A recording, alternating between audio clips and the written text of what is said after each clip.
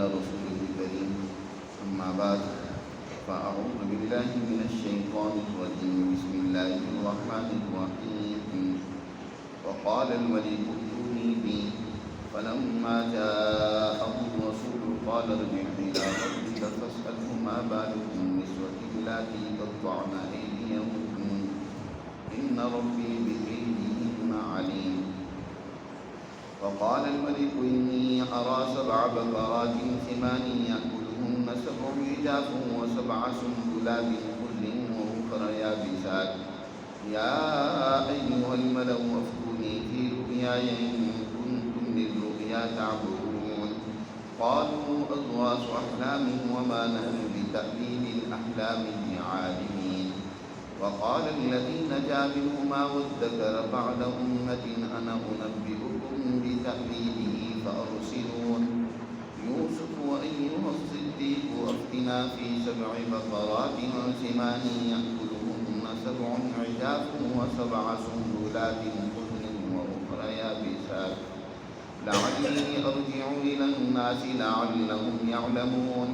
قال تزرعون 7 سنين دأبا فما حصدتم فذروه في سنبله إلا قليلا مما تأكلون. ثم يأتي من بعد ذلك 7 شداد يأكلن ما قدمتم لهن إلا قليلا مما تحصنون.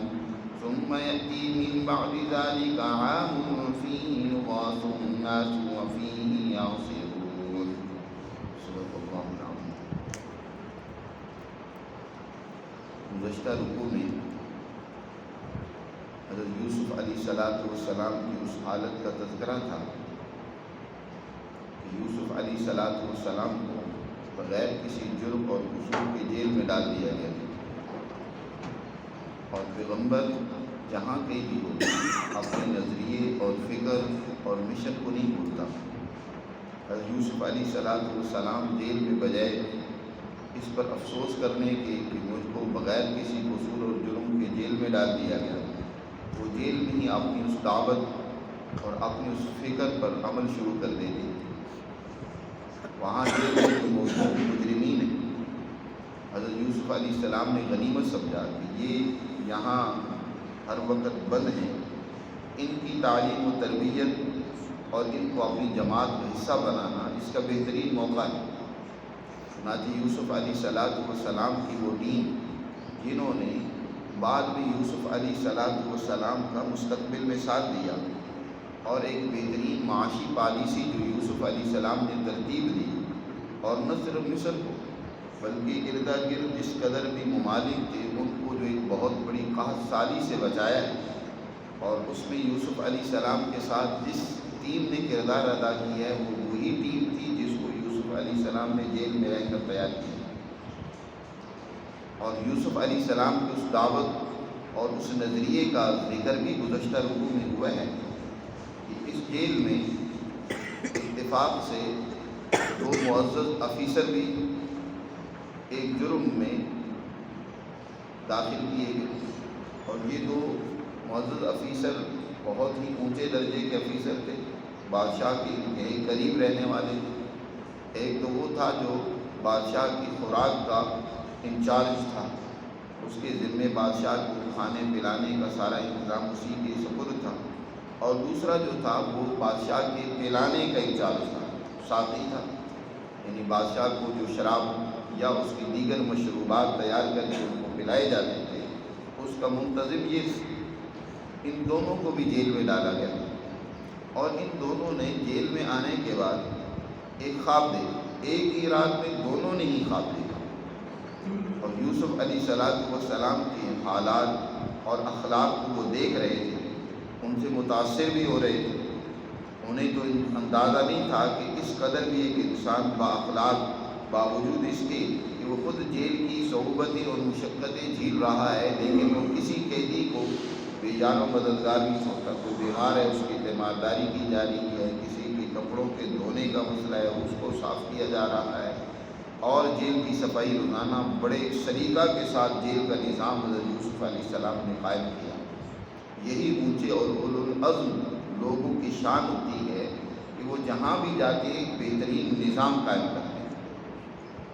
انہوں نے یوسف علیہ السلام کے سامنے اپنے اس خواب کا تذکرہ کیا تو یوسف علیہ السلام نے دیکھا کہ اب یہ اونچے درجے کے افیسر ہیں، اپنے مطلب کے لیے میری طرف متوجہ ہیں، اب ان کے سامنے میں وہ اپنا پیغام رکھوں، اپنی دعوت رکھوں اور وہ اس کو قبول کر لی، یہ بہت ہی بہترین اور مناسب موقع ہے داعی کے لیے۔ اس میں گویا کہ ایک بات یہ بات بھی سمجھائی گئی ہے کہ دعوت کا اصل طریقہ کار کیا ہوتا ہے۔ دعوت کامیاب اسی وقت ہوتی ہے کہ جس کو آپ دعوت دے رہی ہیں وہ آپ کی طرف متوجہ ہے۔ اگر اس کی توجہ ہی نہیں ہے، وہ اس کا ذہن کہیں اور الجھا ہوا ہے اور آپ اس کے سامنے بس ایک رام کہانی کی طرح سنائی جا رہی ہیں، اپنی دعوت اپنا پیغام سنائی جا رہے ہیں، تو اس پر تو کوئی اثر نہیں ہوگا۔ تو یوسف علیہ السلام نے جب دیکھا کہ یہ میری بات کی طرف پوری طرح متوجہ ہیں، تو یوسف علیہ السلام نے ان کے سامنے پہلے تو ان کے خواب کے بارے میں ذکر کرتے ہوئے فرمایا کہ دیکھو لا یأتیکما طعام ترزقانہ الا نبأتکما بتأویلہ قبل ان یأتیکما، کہ تمہارا ابھی کھانے کا ٹائم ہو رہا ہے، کھانا آنے سے پہلے میں تمہیں تمہارے خواب کی تعبیر دوں گا، اور یہ تعبیر بھی کوئی محض اٹکل بچوں والی بات نہیں ہوگی، محض کوئی گڑنتو بات کہ میں تمہیں خوش کرنے کے لیے تعبیر دے دوں، بلکہ مما علمنی ربی، میں تعبیر اس سچے علم کی بنیاد پر دوں گا جو میرے رب نے مجھے سکھلایا ہے۔ مما علمنی ربی، یقینی تعبیر ہوگی، اس میں کوئی جھوٹ کا شائبہ نہیں ہوگا۔ اس کے بعد پہلے تو بڑے ہی ایک لطیف انداز سے اپنے رب کی طرف ان کو متوجہ کیا کہ وہ علم جو میرے رب نے مجھے سکھایا ہے اس کی بنیاد پر میں تمہیں تعبیر خواب دوں گا۔ پھر اس رب کا تعارف کروایا اور کہا انی ترکت ملۃ قوم لا یؤمنون باللہ وہم بالآخرۃ ہم کافرون، دیکھو میں نے اس ملت کے راستے اور طریقے کو چھوڑ دیا ہے کہ جو اس رب کو نہیں مانتے، جو اللہ پر یقین نہیں رکھتے اور اپنے حساب و کتاب کو تسلیم نہیں کرتے، جو دنیا میں وہ عیاشیاں کر رہے ہیں، وہ سمجھتے ہیں کہ بس سدا یہ ان کے ساتھ رہنے والی ہیں، وہ آخرت کی انکار کرنے والی ہیں۔ پھر آخر آپ ان کے دین اور قانون کو تسلیم نہیں کرتے، جو آخرت کو نہیں مانتے، تو کون سا طریقہ کار ہے آپ کی زندگی گزارنے کا، کون سا قانون ہے جس کے تحت آپ زندگی گزارتے ہیں؟ وہ بھی واضح کیا کہ واتبعت ملۃ آبائی ابراہیم و اسحاق و یعقوب، میں ابراہیم کی ملت اور طریقے پر ہوں، اسحاق یعقوب، یہ جو میرے آباء و اجداد ہیں جنہوں نے دنیا کے اندر انسانیت کی کامیابی کے اصول وضع کیے ہیں۔ حضرت ابراہیم نے جس ملت حنیفیت کی بنیاد رکھی ہے اور اسی کی دعوت و تبلیغ اسحاق و یعقوب دیتے رہے ہیں، میں اسی کی اتباع اور پیروی کرنے والا ہوں۔ اور دیکھو ما کان لنا ان نشرک باللہ من شیء، وہ سوسائٹی شرک کی بنیاد پر قائم ہے، ہر طرف شرک ہے، اور جہاں بھی شرک ہوتا ہے یاد رکھو وہاں تخیلات ہوتے ہیں، توہمات ہوتے ہیں، محض نام ہوتے ہیں جو لوگوں نے گھڑ لیے ہوتے ہیں، کوئی اس کے پیچھے حقیقت نہیں ہوتی۔ مثلا بعض لوگوں نے کسی ہستی کے بارے میں یہ طے کر لیا ہوتا ہے کہ یہ اولاد دیتا ہے، تو محض انہوں نے یہ نام گھڑ لیا ہے، اس کے پیچھے کوئی حقیقت نہیں ہے۔ کسی ہستی یا ذات شخصیت کے بارے میں یہ طے کر لیا ہوتا ہے کہ یہ ہماری مشکل میں کام آتا ہے، تو یہ بات انہوں نے وہاں گھڑ لی ہوتی ہے، اس کے پیچھے کوئی حقیقت نہیں ہوتی۔ حضرت یوسف علیہ السلام نے یہ بات سمجھائی کہ دیکھو ما کان لنا ان نشرک باللہ من شیء، ہم لوگوں کے لیے قطعاً یہ بات درست نہیں ہے کہ ہم اللہ کے ساتھ کسی کو شریک ٹھہرائیں، یہ اللہ کا ہم پر اور لوگوں پر بڑا فضل ہے، لیکن اکثر لوگ اس بات کو نہیں سمجھتے۔ ما تعبدون من دونہ الا اسماء سمیتموها انتم وآباؤکم ما انزل اللہ بہا من سلطان، لوگ اللہ کو چھوڑ کر محض ناموں کے پیچھے دوڑے جا رہے ہیں، یہ مشکل حل کرنے والا ہے، یہ اولاد دینے والا ہے، یہ بیماریوں کو دور کرنے والا ہے، بس یہ نام سن کر حقیقت کو نہیں جانتے، اس کے پیچھے کوئی حقیقت ہے بھی یا نہیں۔ محض نام ہے جس کو انہوں نے تجویز کر رکھا ہے، حالانکہ اللہ نے ان کی اس بات کے لیے کوئی سند، کوئی دلیل، کوئی واقعی ان کو اللہ نے اختیار دیا ہو، اس پر اللہ نے کوئی سند نازل کی ہو، ایسی بات نہیں۔ ما انزل اللہ بہا من سلطان، اصل حکم تو اللہ ہی کا ہے، ان الحکم الا للہ۔ دنیا میں حکم اور فیصلہ تو اللہ کا چلتا ہے، وہی تمام معاملات کو، مسائل کو براہ راست خود حل کرتا ہے، اس نے کسی کے سپرد وہ معاملات نہیں کر رکھے۔ ان الحکم الا للہ۔ اور اس کے بعد یہ بات بھی واضح کی حضرت یوسف علیہ السلام نے کہ یہ مجھے بتاؤ، ارباب متفرقون خیر ام اللہ الواحد القہار، یہ بتاؤ کہ کسی نظام کو چلانے کے لیے، کسی سسٹم کو قائم رکھنے کے لیے کئی خدا ہوں، اور ایک یہ ہے کہ ایک ہی ذات اس سارے سسٹم اور نظام کی مالک اسے چلا رہی ہو، ان میں سے کون سا بہتر ہوگا؟ اگر کئی خدا کسی نظام کو چلانا چاہتی ہیں تو وہ تو اپنے جھگڑے سے فارغ نہیں ہوں گے۔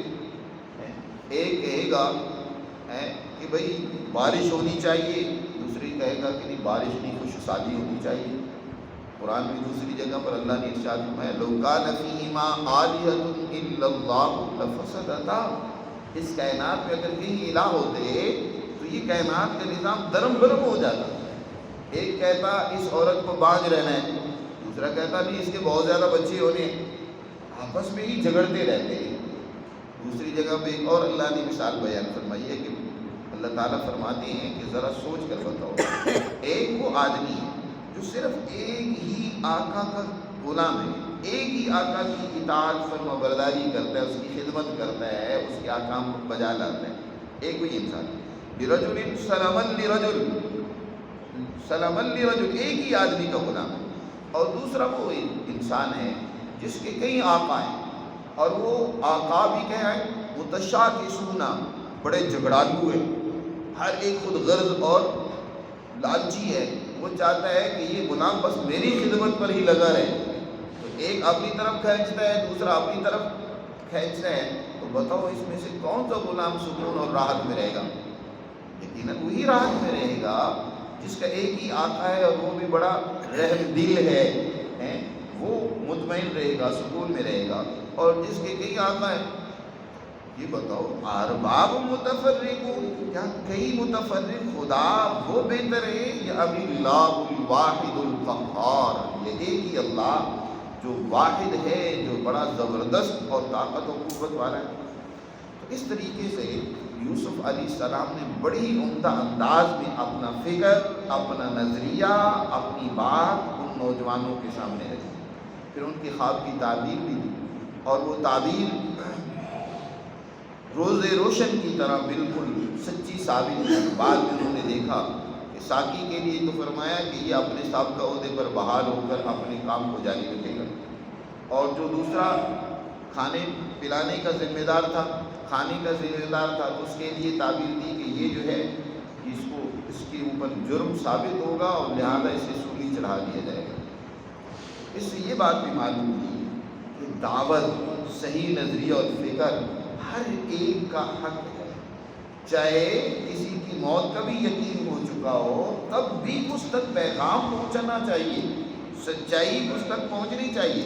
یوسف علیہ السلام جان چکے ہیں کہ یہ تو بس اس کی زندگی کا آخری وقت ہے، یہ تو اس کی زندگی ختم ہو رہی ہے، لیکن یوسف علیہ السلام اس کی بھی ہمدردی اور دکھ دل میں لیے ہوئے ہیں، اس تک بھی اللہ کا پیغام، اللہ کی وحدانیت ویسے ہی پہنچا رہے ہیں جیسے اس ساقی کے سامنے۔ نبی کریم صلی اللہ علیہ وسلم کو یہی فکر لگی رہتی تھی کہ میرا ایک ایک امتی وہ مسلمان ہو کر دنیا سے جائے۔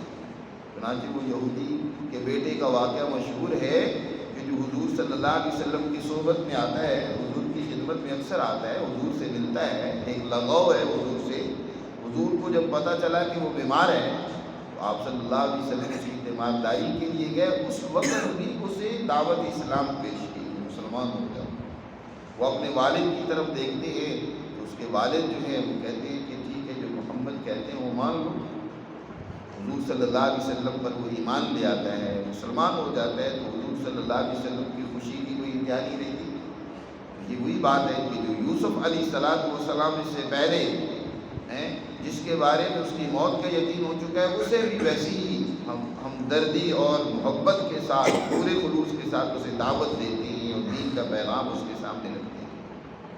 اور ساتھ صرف یہی نہیں، جس کے بارے میں یہ خیال ہوا یا یہ علم ہوا کہ یہ اپنا سابقہ عہدہ بحال کر لے گا، اس پر قائم رہے گا، اس سے کیا کہا؟ وقال للذی ظن انہ ناج منہ اذکرنی عند ربک، کہ تم جب اپنے مالک کے پاس جاؤ گے، ظاہر ہے تم اس کے خدمت گار ہو، تم تنہائی میں بھی اس کے ساتھ ہوتے ہو، خلوت میں جلوت میں ہر وقت تم اس کے مصاحب ہو، تو جا کر میرا یہ پیغام اپنے مالک سے بھی ذکر کرنا، اپنے تک ہی محدود نہ رکھنا۔ اذکرنی عند ربک، عام مفسرین تو یہ کہتے ہیں کہ یوسف علیہ السلام نے اس ساقی سے یہ کہا کہ میرا ذکر جا کر کرنا کہ ایک بے قصور آدمی جیل میں پڑا ہوا ہے، لیکن یہ تفسیر کوئی زیادہ عمدہ نہیں ہے۔ ایک پیغمبر کو اپنی ذات کی فکر اتنی نہیں ہوتی جتنی اپنے مشن کی فکر ہوتی ہے، سب سے زیادہ فکر اس کو اپنے اس نظریے کی ہوتی ہے کہ یہ میرا نظریہ ہے اس حکومت کے اعلیٰ عہدیداران تک بھی پہنچنا چاہیے، میری یہ آواز وہاں تک بھی پہنچنی چاہیے۔ تو جس دعوت کا وہ پیچھے حضرت یوسف علیہ السلام نے بڑی ہی پر اثر انداز میں ذکر کیا تھا، وہی بات کہہ رہے تھے اس ساقی سے کہ جا کر یہ میرا پیغام اپنے مالک سے بھی ذکر کرنا۔ اذکرنی عند ربک فانساہ الشیطان۔ اتفاق ہی ہوا کہ اس وقت کا جو فرعون تھا وہ چند دن بعد فوت ہو جاتا ہے، نیا عہدیدار ہے، اس کی جگہ پہ اس کا بیٹا جو ہے وہ حکمران بنتا ہے، نیا فرعون آ جاتا ہے اور حالات بدل رہی ہیں۔ یہ اگرچہ اسی عہدے پر قائم و دائم ہے، لیکن اسے وہ بات ہی بھول گئی جو یوسف علیہ السلام نے پیغام دیا تھا۔ پھر اللہ کی طرف سے جو تدبیر کا نظام ہوتا ہے وہ بھی کام کر رہا ہوتا ہے۔ کچھ دنوں بعد جو نیا حکمران بنا اسے ایک خواب آیا، اس خواب کا اگلے رکوع میں قرآن نے ذکر کیا کہ اس نے خواب دیکھا۔ وقال الملک، بادشاہ کہتا ہے انی ارا سبع بقرات سمان، کہ میں خواب میں 7 گائیں دیکھتا ہوں جو موٹی تازہ، یأکلہن سبع عجاف، انہیں دبلی پتلی گائیں وہ کھا جاتی ہیں سمندر سے۔ موٹی تازہ گائیں بھی نمودار ہوئی، لیکن دوسری طرف بہت کمزور لاغر نحیف قسم کی گائیں ہیں، انہوں نے ان کو پکڑا اور لقمہ بنا لیا، کھا لیا۔ اور اسی طرح وہ دیکھتے ہیں وَسَبْعَ سُنبُلَاتٍ خُضْرٍ وَأُخَرَ يَابِسَاتٍ، کہ ایک طرف سرسبز و شاداب 7 بالیاں ہیں جن کے اندر پورے دانے موجود ہیں، وہ سب سرسبز و شاداب ہیں، ہری بھری ہیں، اور دوسری طرف وَأُخَرَ يَابِسَاتٍ، خشک بالکل سوکھی ہوئی بالیاں ہیں 7، وَأُخَرَ يَابِسَاتٍ۔ یہ میں نے خواب دیکھا۔ بادشاہ نے جب یہ خواب دیکھا، دیکھو اللہ انسانیت کو بچانے کے لیے اپنی علوم ایسے لوگوں پر اتارتا ہے جو انسانیت کی مشکلات کو حل کرنے کے ذمہ دار ہوتے ہیں، بغیر اس کے کہ وہ اللہ پر ایمان یقین رکھتے ہوں یا نہ رکھتے ہوں۔ دنیا میں جس قدر بھی آج ایجادات ہو رہی ہیں، آپ دیکھتے ہیں اس میں یورپ بہت آگے چلا گیا، لیکن یہ جتنی ایجادات ہیں یہ انسانیت کے لیے، جتنی نئی ٹیکنالوجی نئی سے نئی چیزیں دریافت ہو رہی ہیں، انسانیت کو ان کی ضرورت پڑ رہی ہے، انسانیت ترقی کر رہی ہے، ان کی ضرورت انسان کو پڑ رہی ہے، تو یہ ضروری نہیں ہے کہ یہ مسلمانوں کے ذریعے ہی سے ایجادات ہوں۔ اللہ کافروں کے ذریعے سے، جن کے پاس آج اختیارات ہیں، وسائل ہیں، ان کے دماغوں میں یہ بات ڈالتا ہے اور ان کے ذریعے سے بھی ایجادات ہوتی ہیں۔ یہ اللہ کا ایک قانون ہے اس دنیا کے نظام کو قائم رکھنے کے لیے۔ تو اللہ نے اس وقت ایک علم ڈالا بادشاہ وقت کے ذہن میں کہ تمہاری اوپر بڑے مشکل اور کٹھن حالات مستقبل میں آنے والے ہیں، تمہاری قوم قحط سالی کا نشانہ بننے والی ہے۔ اس کو ایک خواب کے ذریعے سے، دوسری طرف یوسف علیہ السلام کی بھی عظمت کو ظاہر کرنا تھا، انہیں بھی حکمران بنانا تھا، پیچھے تدبیر الہی کام کر رہی تھی۔ تو اس بادشاہ وقت نے یہ خواب دیکھا، اس نے اپنے نجومیوں، کاہنوں، اپنے معبروں اور عالموں کو جو ان کے مذہبی میں بڑے تھے ان سب کو جمع کر کے کہا اس بادشاہ نے، یا ایھا الملأ، اے مذہبی سردارو، افتونی فی رؤیایا ان کنتم للرؤیا تعبرون، مجھے میری اس خواب کے بارے میں بتاؤ، اگر واقعی تم کچھ خوابوں کی تعبیر جانتے ہو تو میں نے یہ خواب دیکھا ہے۔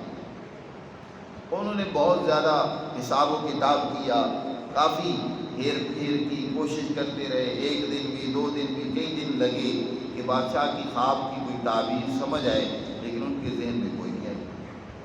آخر کار انہوں نے فیصلہ یہ کیا کہ بادشاہ کو کہتے ہیں کہ بادشاہ سلامت، ہم نے بہت زیادہ کوشش کی، اپنا علم پوری طرح ہم نے استعمال کیا، لیکن آپ کی خواب یہ کوئی حقیقت پر مبنی خواب نہیں ہے، محض اضغاث و احلام، یہ پورا گندا خیال ہے۔ جیسے انسان سویا ہوتا ہے، اس کا دماغ چل رہا ہوتا ہے، اس میں طرح طرح کے خیالات آتے رہتے ہیں، کبھی وہی خیالات جو دن کو اس نے دیکھے ہیں وہی آنا شروع ہو جاتے ہیں۔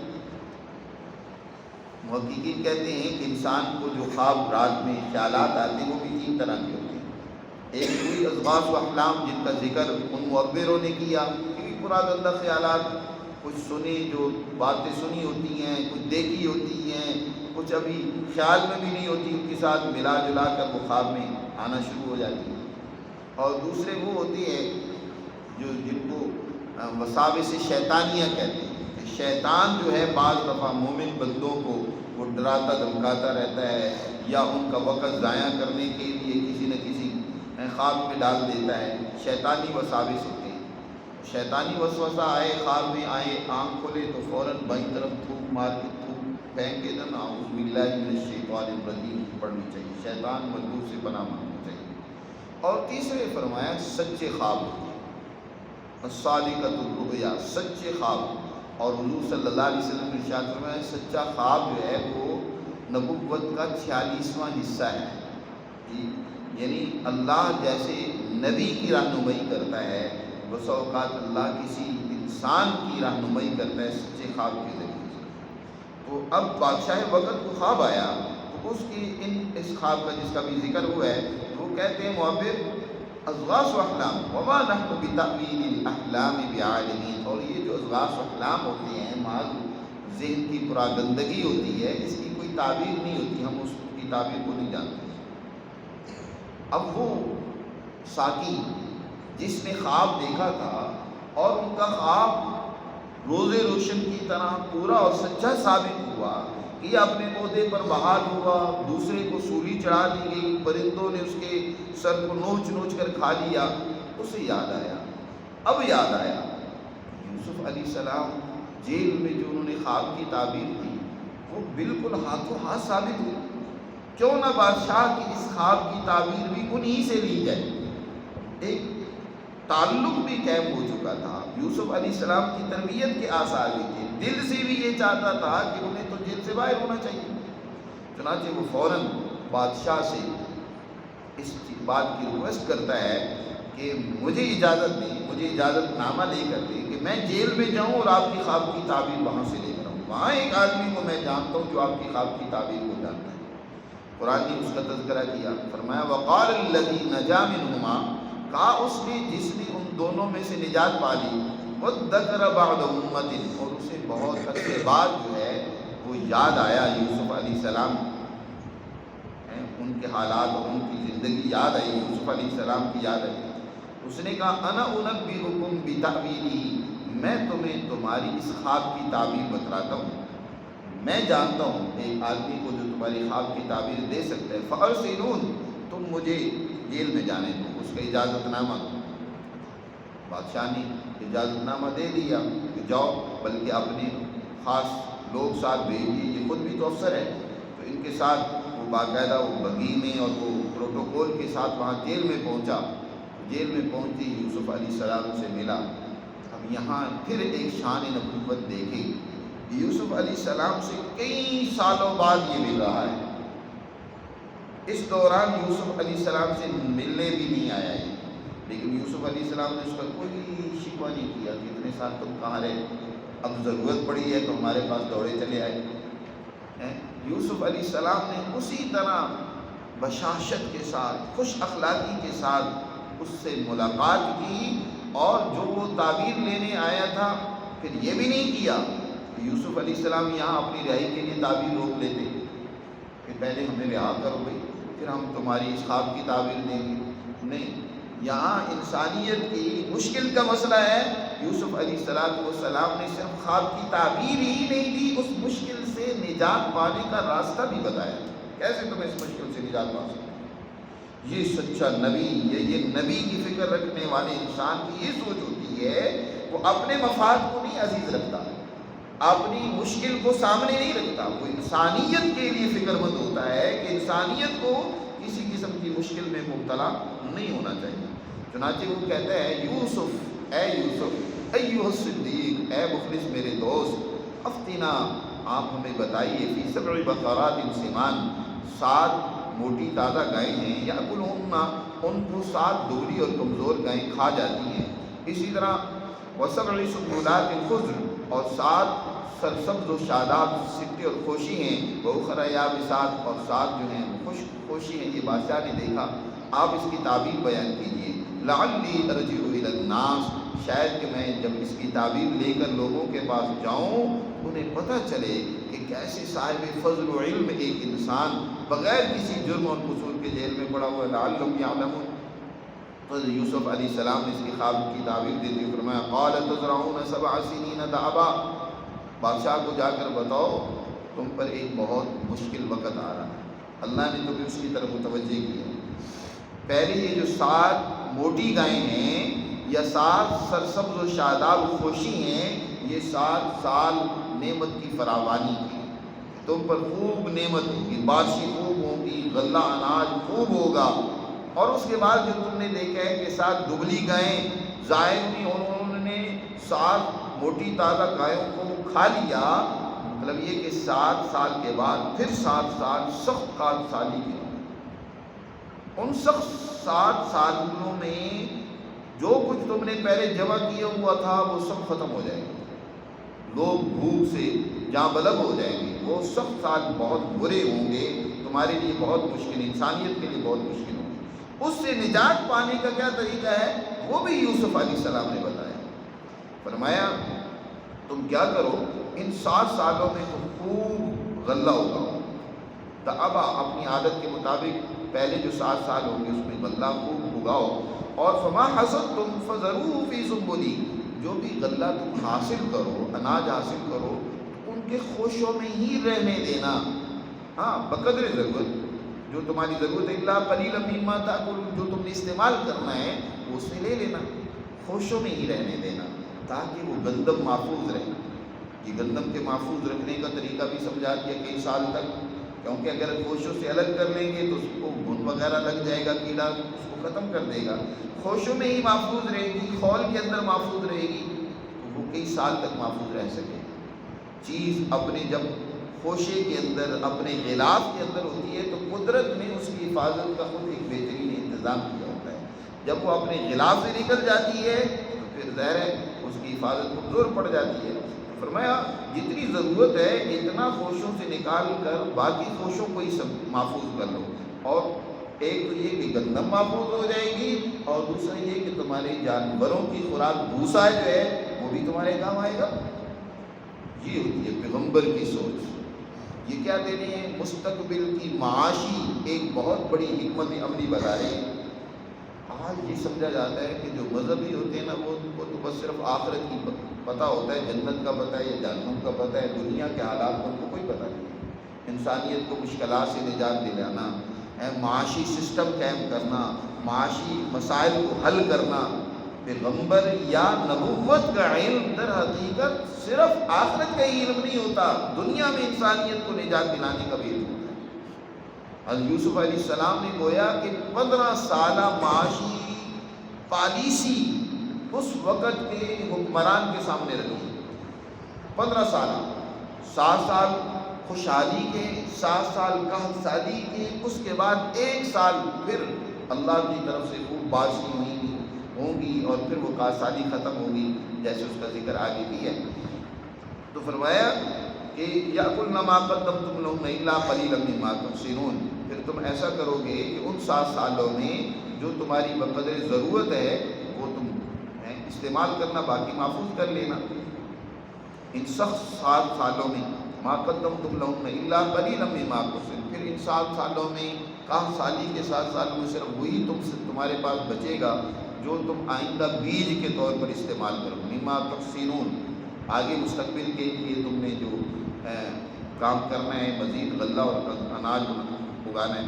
ثم یأتی من بعد ذلک عام، پھر ان 14 سالوں کے بعد پھر 1 سال کے اندر خوب بارشیں ہوں، فی یغاث الناس، لوگوں پر خوب اللہ کی طرف سے بارشیں نازل ہوں گی، اور وفی یعصرون، اور خوب غلہ ہوگا، اناج ہوگا، پھل ہوں گے، اس میں لوگ ان پھلوں کا ارب نچوڑیں گے، خوب فائدہ اس سے اٹھائیں گے۔ تو اس طریقے سے پورے 15 سال کا ایک منصوبہ یوسف علیہ السلام نے جیل میں رہ کر وقت کے حکمران کو بتایا کہ یہ ہے تمہارے خواب کی تعبیر۔ بادشاہ نے جب خواب سنا، بادشاہ بھی کوئی ایسا بیوقوف نہیں ہوتا، بڑا عقلمند اور ذہین انسان ہوتا ہے جس نے پورے ملک کا نظام اور سسٹم چلانا ہوتا ہے۔ وہ یوسف علیہ السلام کی خواب کی تعبیر سن کر ان کا گرویدہ ہو جاتا ہے، اور پھر ان کو جیل سے بلوانے کی کوشش کرتا ہے۔ اس کا تذکرہ اگلے رکوع میں انشاءاللہ اس پر پھر بات کریں گے۔ اللہ